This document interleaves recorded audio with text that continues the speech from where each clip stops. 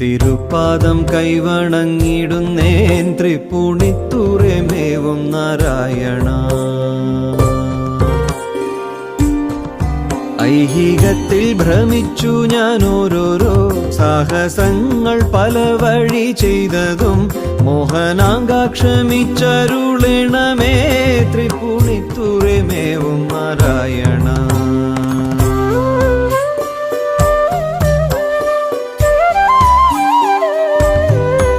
ഒരു നാഴിക നേരമെന്നാകിലും തിരുനാമം ജപിച്ചു മരിക്കുവാൻ തിരുവുള്ളം ഭവിക്കേണമെൻ സ്വാമിൻ തൃപ്പൂണിത്തുറമേവും നാരായണ.